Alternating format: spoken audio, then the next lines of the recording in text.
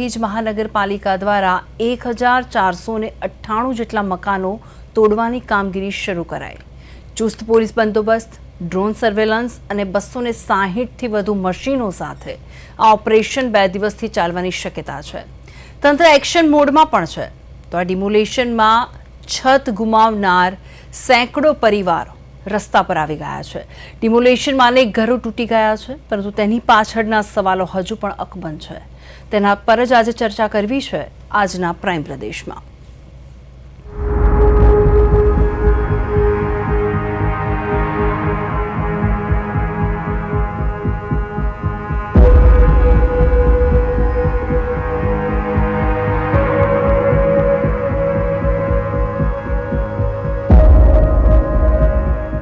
રાજકોટના જંગલેશ્વર વિસ્તારમાં આજે સવારથી મેગા ડિમોલેશન શરૂ કરાયું છે।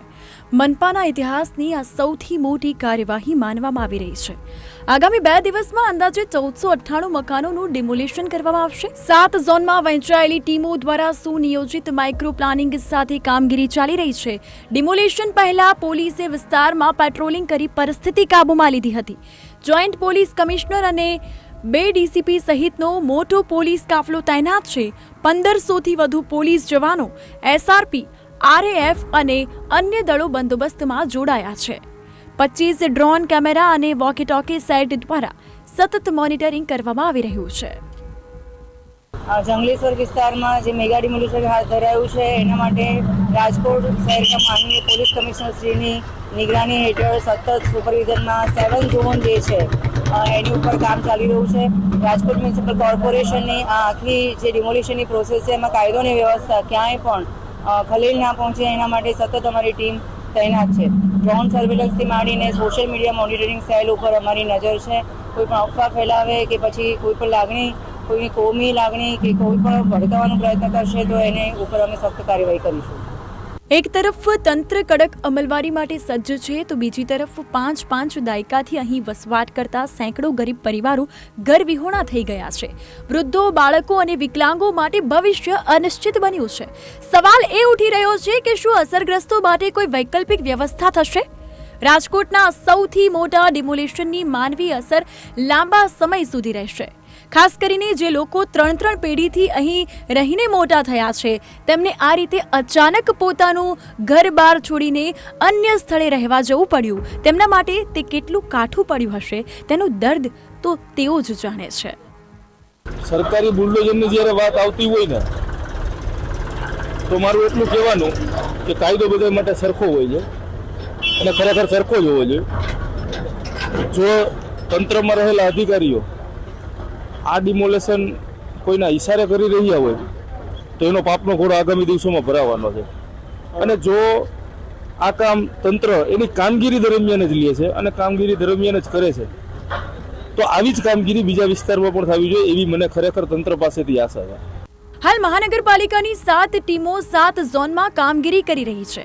64થી વધુ JCB, 90 tractor, 7 Hitachi, 50 breaker, 42 gas cutter અને 14 ડમ્પર સહિત 260થી વધુ મશીનો તૈનાત છે। વિશેષ કંટ્રોલ રૂમ દ્વારા સમગ્ર ઓપરેશનનું મોનિટરિંગ થઈ રહ્યું છે। ટીપી રોડ પરના દબાણો દૂર થયા બાદ માર્ગ વિકાસનું કામ હાથ ધરાશે। કોઈની ધાર્મિક લાગણી દુભાય નહીં તેની ખાસ કાળજી લેવામાં આવી છે। અહીં તંત્ર દ્વારા જેમનો આશરો છીનવાયો છે તેમને ફરી છત્રે છાયા મળે તેવી વ્યવસ્થા કરવામાં ન આવતા અનેક સવાલો હજુ પણ અકબંધ રહ્યા છે। રાજકોટથી ધનંજય સોનેચાનો રિપોર્ટ, પ્રદેશ 24 ગુજરાતી।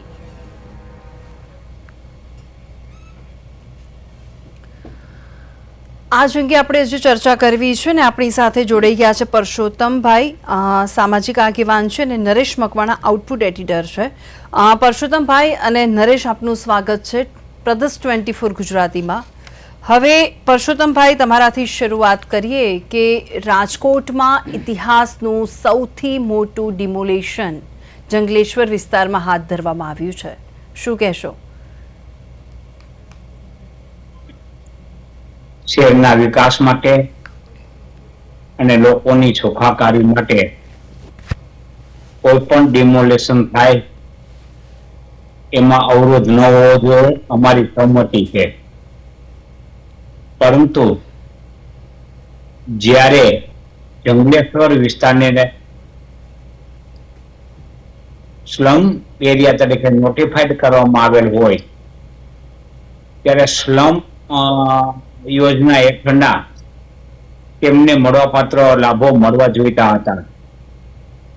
એટલે કે આ ડિમોલેશન કર્યા પહેલા તેમનું પુનઃવસન થવું જરૂરી હતું. આ ટીપી યોજના આવી એને 25 વર્ષ થઈ ગયા. 25 વર્ષ સુધી નવા વસવાટો વસવા દીધા, નવા મકાનો થવા દીધા. આના માટેના જવાબદાર અધિકારીઓ, તંત્ર અને જે રાજકીય કાર્યકરોએ મકાન બનાવી અને રકમો લઈ લીધી છે અને અસામાજિક તત્વોએ પણ જમીન વેચીને રકમો લઈ લીધી છે, તેવા ઉપર પહેલા પ્રથમ કાર્યવાહી થવી જોઈતી હતી. ડિમોલેશન માટે અમે સમય આપવા માટે માંગણી કરેલ હતી કે અમને 1 મહિનાનો સમય આપો. અત્યારે રમજાન મહિનો છે, મુસ્લિમ બિરાદરો છે, એમનો પવિત્ર માસ છે, એને આ માસ દરમિયાન રોજા અને નમાજ પઢવાની હોય છે. એટલું જ નહીં, શૈક્ષણિક રીતે જે બાળકો 10મા અને 12મા ધોરણમાં છે એની પરીક્ષાઓ માથે આવી રહી છે. આ વિસ્તારના અસહાય અને વયો વૃદ્ધો છે, તે પથારી છે, એવા લોકોને પણ દયાજનક રીતે છોડી દેવા જોઈએ નહીં. આ માટે અમે 1 મહિનાનો સમય માંગ્યો હતો કે અમે સ્વેચ્છાએ આ વિસ્તારને એટલે કે ટીપી રોડને ડિમોલેશન કરી અને સોંપી આપીશું.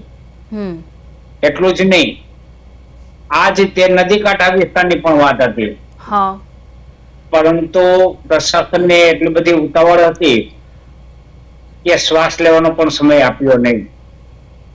અમે હાઈકોર્ટના દ્વાર પકડાવ્યા છે, અમારી અરજીઓ પેન્ડિંગ છે. અમે રેવન્યુ ટ્રિબ્યુનલના દ્વાર પકડાય, ત્યાં પણ અરજીઓ પેન્ડિંગ છે. એટલે કુલ 5000 જે મકાનો હતા એમાંથી 3500 જેટલા મકાનો ન પડે તે માટે અમે સફળ રહ્યા છીએ અને લડત આપી રહ્યા છીએ. જી બિલકુલ 1500 મકાનો જેવા છે એ અમને નથી.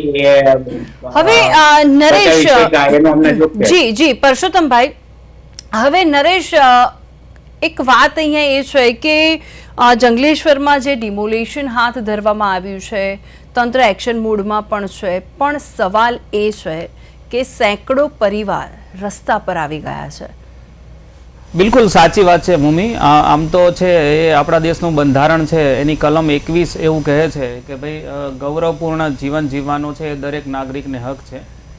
અને આપણા દેશની સુપ્રીમ કોર્ટે પણ છે 1 થી વધારે ચુકાદાઓમાં એ વાત કરેલી છે કે કોઈ પણ જે છે જ્યારે ડિમોલેશન કરવામાં આવે કોઈ પણ જગ્યાએ, તો ત્યાં વસતા જે પણ લોકો છે તેમને છે એમના કોઈ યોગ્ય જગ્યાએ છે એમને રહેવાની વૈકલ્પિક વ્યવસ્થા કરવામાં આવે. ખબર નહીં આ કિસ્સાની અંદર છે એ જંગલેશ્વરમાં શા માટે થઈ અને આવી રીતે છે એ લોકો આટલા બધા રસ્તા ઉપર આવી ગયા છે અને એમના માટે કેમ તંત્ર દ્વારા કોઈ વ્યવસ્થા નથી કરવામાં આવી, એ એક બહુ મોટો સવાલ છે. અને મને લાગે છે એ જ સવાલ છે આ છેલ્લા 3 દિવસથી છે આવતા સમયની અંદર પણ છે પૂછાવાનો છે કે આટલા બધા લોકો છે એક સાથે છે એ જ્યારે વિસ્થાપિત થતા હોય અને અચાનક જ છે જ્યાં તમે 60-70 વર્ષથી રહેતા હોવ અને અચાનક જ છે તમારું ઘર છે તોડી નાખવામાં આવે, તો એવી કન્ડિશનમાં છે સૌથી પહેલાં તો આપણને એ વિચાર આવે કે ત્યાં અત્યારે જે લોકો રહેતા હતા એમની આજની રાત છે એ કેવી રીતે નીકળશે. કારણ કે ઘણા બધા દ્રશ્યો આપણે જોયા છે દિવસ દરમિયાન.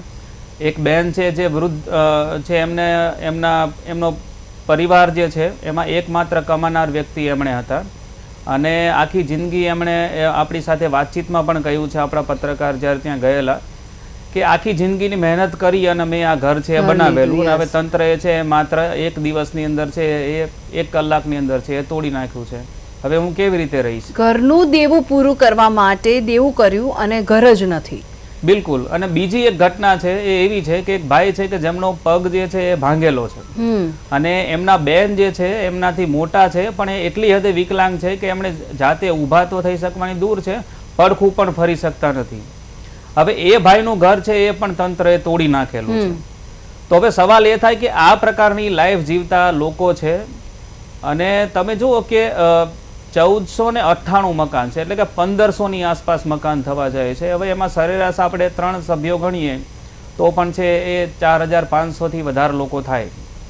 તો આટલી મોટી સંખ્યામાં છે એ લોકો જ્યારે છે એ ઘર વિહોણા થઈ જાય તો તંત્રને એક પણ વખત છે એવો વિચાર નહીં આવ્યો હોય કે આટલા બધા લોકો છે એમના માટે કંઈક તો વ્યવસ્થા કરીએ એમ? એટલે નરેશ, બીજો પ્રશ્ન એ પણ થાય છે કે તરત જ તંત્ર ડિમોલેશન હાથ નહીં ધર્યું હોય પણ સાથે સાથે આ લોકોને અરજી પણ આપી હશે, અથવા તો જે લોકોના ઘર છે તે લોકોએ કાયદાકીય કાર્યવાહી પણ, જે રીતે પરસોત્તમભાઈએ કીધું એ રીતે કે કાયદાકીય કાર્યવાહી પણ કરવામાં આવી હતી, તંત્ર સમક્ષ રજૂઆત પણ કરવામાં આવી છે, છતાં પણ કોઈ પણ નિવેડો ન લાવ્યો અને છેલ્લે આ ડિમોલેશન કરવામાં આવ્યું. બિલકુલ, મને લાગે છે આ બાબતમાં છે પરસોત્તમભાઈ જ વધારે માહિતી આપી શકે. પરસોત્તમભાઈ, કાયદાકીય કોઈ ગૂંચવાડો તો ક્યાંય ઊભો નથી થયો ને એમાં? તો પછી જે પણ અત્યારે ડિમોલિશન થયું તો એના માટે વૈકલ્પિક વ્યવસ્થા વિશે કંઈ વિચારવામાં ના આવ્યું જે તે સમયે? પ્રશ્ન એ છે કે કુલ 5000 પરિવારો છે, એ પૈકી 3500 પરિવારો છે એને રક્ષણ મળેલ છે. એ પૈકી ઘણાની અરજી રક્ષણ એટલે કેવી રીતના? રેવન્યુ ટ્રિબ્યુનલમાં પેન્ડિંગ છે અને અમે હાઈકોર્ટમાં પણ અરજી કરેલ છે. તેમનું ડિમોલેશન થયું નથી. ઓકે. આ જે ડિમોલેશન થયું છે રોડ અને નદી કાંઠાના વિસ્તાર જે રિવરફ્રન્ટ બનાવવાની આ લોકોની યોજના છે એમાં થયેલું છે. હકીકતમાં સુપ્રીમ કોર્ટના એવા ચુકાદાઓ છે કે જ્યારે રોડ ખુલ્લો કરવાનો આવતો હોય તો એમાં સમાન રીતે કોર્ટ મનાઈ હુકમ આપતી નથી. આ તેમનો લાભ લેવાનો છે. મારો અહીંયા પ્રશ્ન એ છે કે આ લોકો સહમતિ આપી હતી કે અમને 1 મહિનાનો સમય આપો. નોટિસ 7 મહિના પહેલા આપી દેવાની હતી અને એવી કાર્યવાહીની અનેક વાર નોટિસો પણ આપી છે. હા, પણ એ ડિમોલેશન થતું નહોતું. જો 25 વર્ષમાં ડિમોલેશન ન થયું તો આટલી ઉતાવળ શા માટે?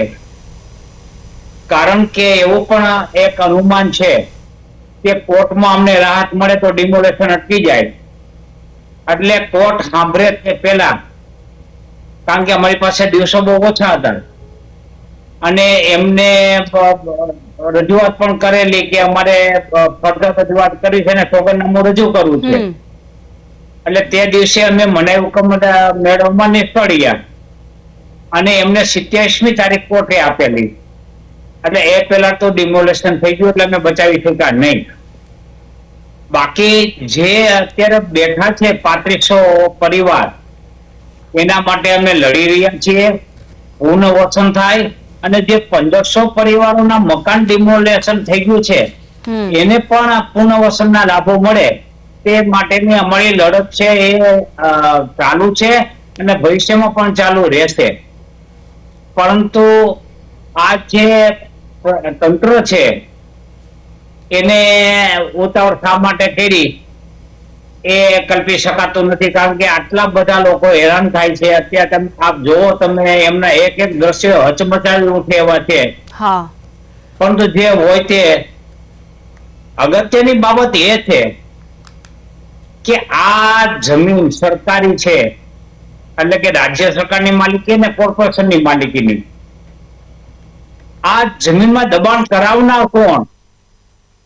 એટલે મૂળમાં જે દબાણ કરાવનારાઓ છે, જેને જમીનો વેચી છે, આ ગરીબ માણસોએ તો સસ્તી જમીનો ખરીદી છે. ટાઇટલ વગરની જમીનો સસ્તી મળે એટલે એને ખરીદી છે. કારણ કે એને આશિયાનો મોટી રકમની એટલે મોટી કિંમતની જમીનો ખરીદવામાં એ ન કરી શકે. આ એના ભોગ બન્યા છે. પણ સરકારી જમીન જેને વેચી નાખી અને આ ગરીબ લોકોને પધરાવી દીધી, અને એ આજે કરોડપતિઓ છે.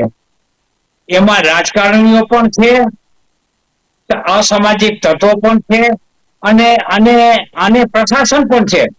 અને આ ત્રણેયની સાંઠગાંઠથી આ 50 વર્ષ થયા આ ઝુંપડપટ્ટીને ડેવલપ થવા દીધી, અને હવે એનું ડિમોલેશન રાતોરાત કરે તો એનો એન્ડ યુઝરનો ભોગ લેવો એ મારી દ્રષ્ટિએ અમાનવીયતા છે. કારણ કે આ તો લાચાર વ્યક્તિઓ છે. એક સ્થાનિક છે, મારે એમને સવાલ કરવો છે. મકસૂદ ચાવડા જોડાઈ ગયા છે આપણી સાથે. મકસૂદભાઈ, આપનું સ્વાગત છે પ્રદેશ 24 ગુજરાતીમાં. હવે તમને સવાલ એ છે કે અત્યારનું જે સૌથી મોટું ડિમોલેશન જે હાથ ધરવામાં આવ્યું છે રાજકોટમાં, શું કહેવું છે તમારે? અમારા માટે આ કમનસીબીની બાબત છે કે આ ડેમોલેશનનો અમે એક ભાગ છીએ. અહીંયા તંત્રને જો વિકાસ કરવો, અમે વિકાસના કોઈ વિરોધી નથી, પરંતુ જે અહીંયા અતિ ગરીબ લોકો રહે છે એને જે સરકાર દ્વારા જે વિવિધ સ્કીમો છે એ સ્કીમોનો લાભ આપી અને પહેલા એને પુનર્વસન કરી અને પછી ડેમોલેશન કરે તો એ વાત માનવીય અભિગમ તરીકે યોગ્ય ગણાશે. પણ તંત્રે જ્યારે બી આ ડિમોલેશન હાથ ધરવાનું હતું તે વખતે કોઈ વાતચીત કરી છે તમારા લોકો સાથે કાયદાકીય રીતે, અથવા તો કોઈ નોટિસ આપવામાં આવી હોય? આની નોટિસ અમને 2000 માં મળેલી હતી. ક્યારે? અને ત્યારે 2024 માં. ઓકે, હા. અને ત્યારે હાઈકોર્ટમાં જયારે ગયા હતા, હા, અને ત્યારે હાઈકોર્ટે એક ડાયરેક્શન આપેલું હતું કે આ લોકોને જે સરકારની 2010 ની જે સ્કીમ છે એની અંદર આ લોકોને સરકારે આવાસ ફાળવવા. હા. એમાં 930 હતા, એમાંથી માત્ર 136 લોકોને અત્યારે ક્વાર્ટર મળેલા છે. તો હવે તેમ છતાં પણ આ ડેમોલેશન કરી નાખવામાં આવેલું. તો મકસૂદભાઈ, મારે તમારી પરિસ્થિતિ સાંભળવી છે. તમારી પરિસ્થિતિ શું છે હાલ? અત્યારે અમે તો અમારી જે પરિસ્થિતિ છે એને અમે શબ્દોમાં વર્ણન કરી શકીએ એવી કોઈ પોઝિશન. પહેલા તો તમે ક્યાં બેઠા છો એ મારે સાંભળવું છે, કે તમે કઈ જગ્યા પર બેઠા છો? હું જે ડિમોલેશન સ્થળ છે, હા, એનેથી એકદમ નજીકમાં એક મારા મિત્રના ઘરમાં બેઠો છો, કારણ કે પવિત્ર રમજાન માસ ચાલી રહ્યો છે અને એ લોકોએ મને અમારા જે મકાનો પડતા હતા તો અત્યારે જે રોજા છોડવાના સમયે મને અહીંયા બેસાડી અને રોજુ ખોલાવેલ,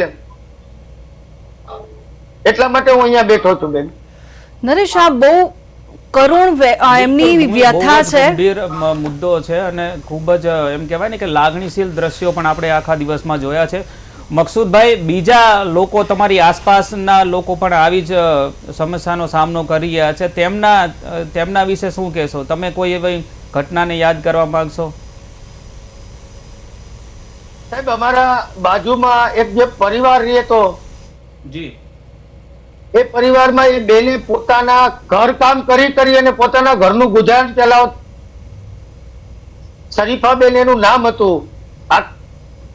એ બેને પોતાના 2 બાળકોને પરવરિશ કરવા માટે એટલી મહેનત કરેલી કે એના બંને ઘોડા ઘસાઈ ગયા છે. અત્યારે તે પોતાના પગ પર વ્યવસ્થિત ચાલી પણ નથી શકતા. એક છોકરો એનો 50% મંદબુદ્ધિ છે અને બીજો છોકરો કમાઈ શકે એની શારીરિક શક્તિ નથી.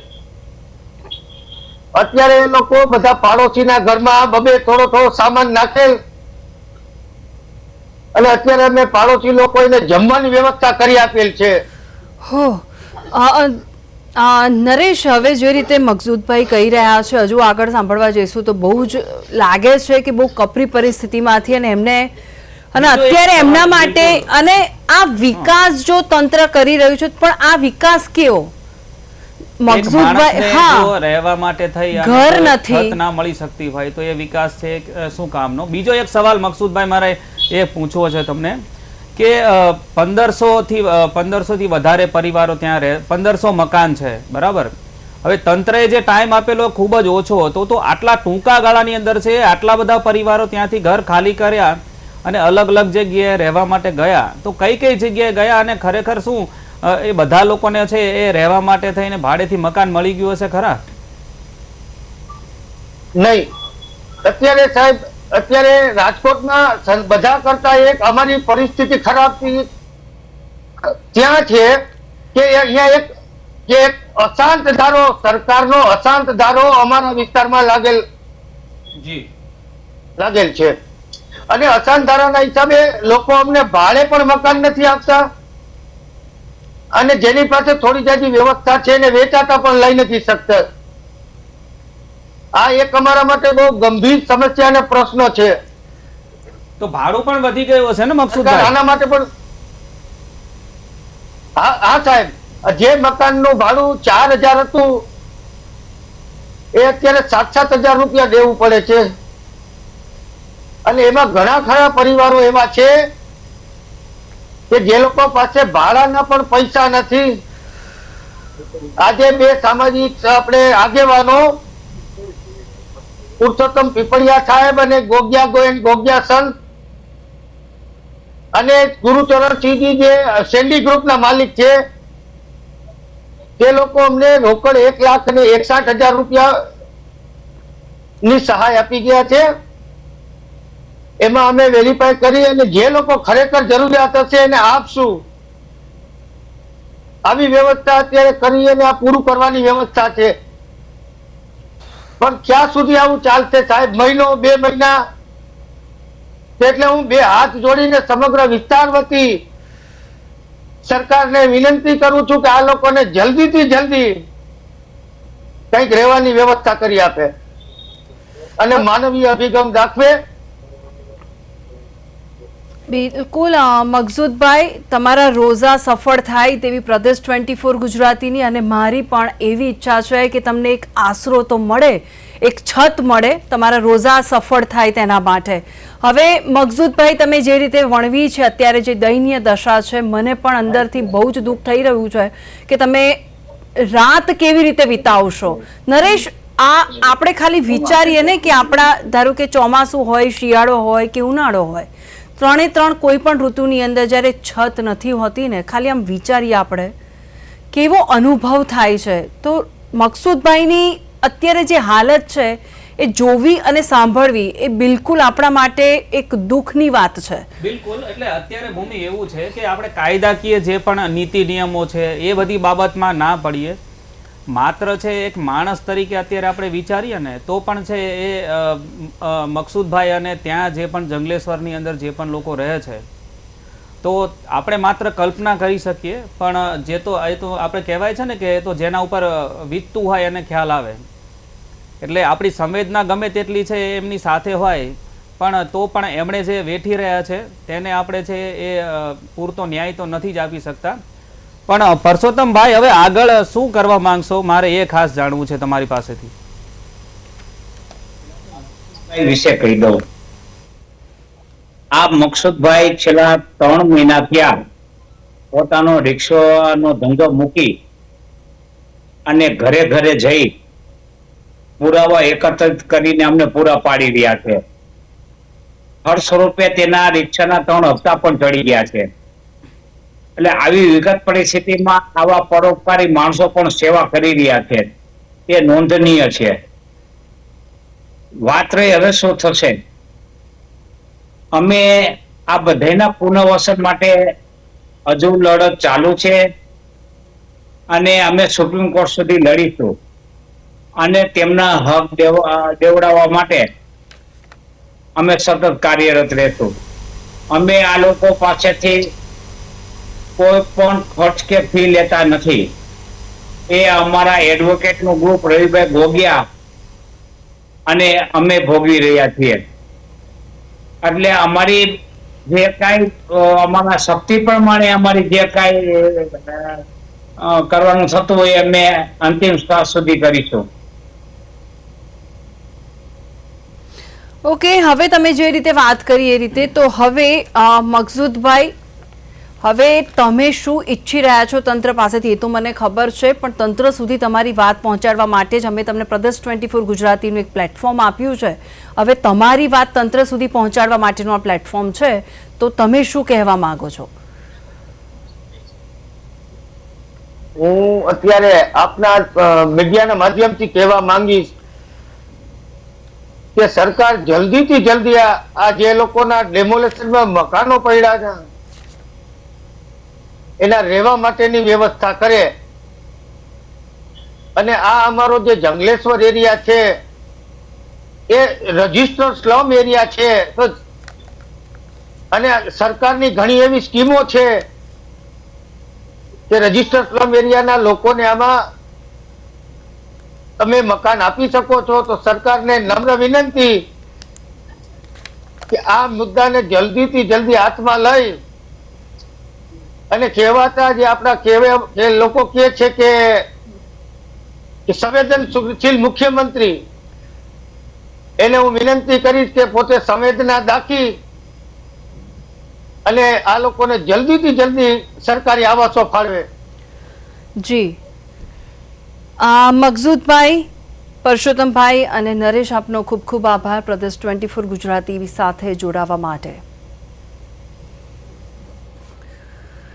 તંત્રને મારે એક વાત કહેવી છે કે હવે આ ધર્મ ઉપર આપણે આ વાત નથી લઈ જવી, પણ માણસાઈ આપણે બતાવીએ તો વધારે સારું છે. કારણ કે અત્યારે હિન્દુ મુસ્લિમ કરવાનો પણ સમય નથી, પણ જ્યારે ખબર પડે કે એક છત ગુમાવી છે કોઈ માણસે, તે વખતે ખાલી તમે જોઈને અને વિચારી જુઓ કે જ્યારે છત નથી હોતી, જ્યારે સવારે પોતાના ઘરમાં ચા પીતા હોય છે અને રાત્રે એ લોકોનું ઘર હોતું જ નથી, ત્યારે એ લોકોની હાલત કેવી થશે. તંત્રને એ સમજવાની જરૂર છે. મકસૂદભાઈનો મેસેજ એ જ છે કે અમારે ખાલી તંત્રને ખાલી રહેવા માટે આવાસ યોજના અથવા તો એવા એક આવાસ એવા બનાવી આપે કે તેમને ખાલી રહેવા માટે એક છત જોઈએ છે. તંત્રને આ પ્રદેશ 24 ગુજરાતી તરફથી મેસેજ છે, બને એટલું જલ્દી પહોંચી શકે એ લોકોને કોઈ પણ સગવડ તેવું કામ કરી આપો. અને આ સાથે જ હું રજા લઈશ. નમસ્કાર.